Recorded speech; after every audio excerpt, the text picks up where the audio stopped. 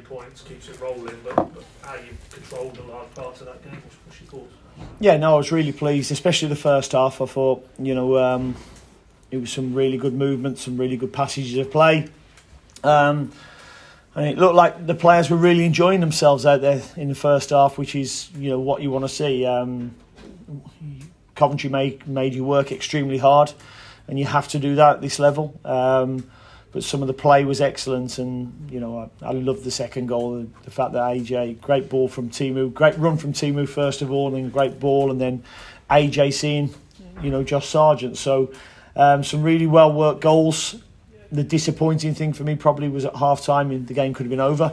And we didn't start the second half particularly well, and we knew that they would certainly change and have a go back at us, and Tim had to make a big save at the start of the second half. So for our standards, we got a little bit loose for 10-20 minutes, and the place got a little bit flat.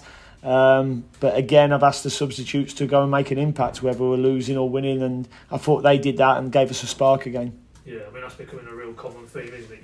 We all know you've got that enviable resource to throw on and affect the game as well, and like midweek, like a week before, they do that. Kieran Dale gets it up. Yeah, he does, and it was important because I thought the subs lifted the crowd as well, and Kieran scores a really good goal, unselfish play again from the lads, which was really good, making what is a small chance into a bigger chance, and he got his goal, which was pleasing, and we could have scored a few more right at the death there as well. But as I say, the start of the second half, Coventry made it tough for us, and there's lessons to be learnt about maintaining our standards throughout the game. But yeah, pleasing, clean sheet as well, but some good performances, especially from, I thought AJ first half was excellent. Got a little bit loose like the rest of the team in the second half, but some of his vision was outstanding. Yeah, I was going to ask you about him. I mean, tried him in the centre of the park. You said when he first came in, he's a really intelligent footballer, and you could see that today. Capped obviously by, as you made clear, the awareness that you just knew the lad was there, didn't he? He did. That quality on the ball. Yeah, no, he's got really good vision around him, of what's around him, and produces really good passes, has really good vision, and he's adapted to life really well into the Championship. I thought he was okay against Birmingham, but then I thought he upped it a level today, and makes some really good deep runs as well. Defenders don't like having to run back towards their own goal, and he makes them do that, as does Timu. And it was important for me today to get Timu in. I thought he'd changed games for last 2 games for half an hour coming on. He deserved his start and got his goal. Yeah, I mean, nobody would doubt that it was only a matter of when rather than if that he gets back on the goal. We know what he's like at this level, prolific, but he showed again in his all-round game he's a real big player for you. Yeah, he's a massive player. I mean, you could see probably he hadn't had too much game time as well. He blew up a little bit towards the end, hence coming off. But it's nice to have Jordan going on as well, and I'm not quite sure how Jordan didn't get a goal as well. But we've got some really good players chomping at the bit. We've got competition in positions, pushing each other, and that's what you need to maintain your standards. I know the final analysis, it's neither in nor there, but what was your understanding of what their goal was chalked off in the first half?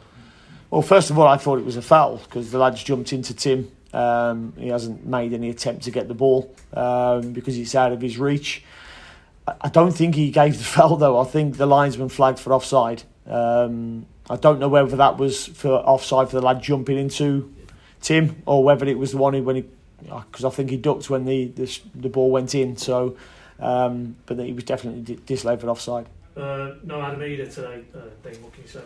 Yeah, he came on for 10-15 minutes against Birmingham and did really well, but he had some slight swelling in his knee again, and we just decided not to risk him. 5 wins from 5, real momentum building now. As you just keep it rolling on now, you're doing a lot of the good things, but I'm sure you must feel from this group there's so much more to come as well. Yeah, no, I still believe there's certain things we could do a lot better. I thought our counter-pressing first half was outstanding, and we were relentless in their half. I thought we dropped off that a little bit in the second half. So, we could still be better. We were out the ball, and as I say, we got a little bit loose during periods as well, and we're just happy to keep the ball at the back and go back to the team when I thought we could have been a bit more progressive. But, winning 5 on the spin is not easy to do, and, it does give us some momentum With Burnley next, and every game in this league is going to be tough. Final one from me. 5 on the spin. I think that's 5 and 5 for Josh Sargent in terms of goals. Again, very similar to the Sunderland one. He's not playing right down the middle, team who starts, but he finds himself in that position. Does that put to bed now that A, you can play those two together, but B, that he can operate more on the right hand side and still getting them friendly position? Yeah, well, I've always felt that he could. Probably the amount of teams that are playing 3 at the back allows him to go and join Timu a lot more as well. He's not having to trap back and defend on the edge of our box. We give him a little bit of freedom, and he's keeping the centre half at home. And he's doing really well, and he deserves the plaudits at the moment.